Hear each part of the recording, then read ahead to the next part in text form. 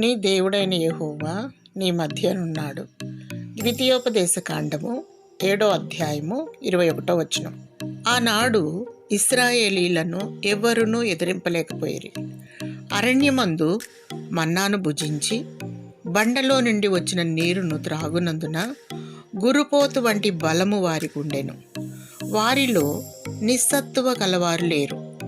వారిని చూచి కానానీయుల హృదయము కరిగి నీరైపోయెను. నేడును ప్రభువు మీతో మాట్లాడుచున్నాడు. ఏ మనుష్యుడును మీ ఎదుట నిలువడు, నిన్ను విడువను, నిన్ను ఎడబాయను అనున్నది వాగ్దానములన్నింటిలో శ్రేష్టమైనదిగా ఉన్నది. ఈ వాగ్దానం ప్రకారము దేవుని సన్నిధి, ప్రసన్నత, కృప, కారుణ్యము, దయ సదా మీతో కూడా ఉండును. ఆనాడు దేవుడు మోషేతో ఉండెను, యోసేపుతో ఉండెను, నెహెమ్యాతో ఉండెను, రాజగు దావీదుతో ఉండెను. వారు తలపెట్టిన పనులు యావత్తు విజయవంతముగా జరిగెను.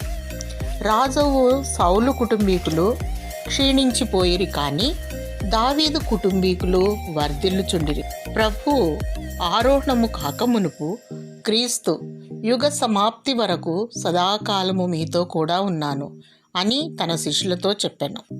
ఈ వాగ్దానము ఆయా ప్రాంతములకు బయలుదేరి వెళ్ళిన శిష్యులను బలపరచెను. మన జీవితంలో మనం భయమును జయింపవలెను. పరిశుద్ధ గ్రంథమందు భయపడకుము అను మాట 365 సార్లు వ్రాయబడి ఉన్నది. కనుక అనుదినము భయపడవద్దు అని క్రీస్తు మనలను బలపరుచుచున్నాడు. ఆయన మనలను విడువడు, ఎడబాయుడు. పర్వతములు తొలగిపోయినను, మెట్టలు తత్తరిల్లినను నా కృప నిన్ను విడిచిపోదు.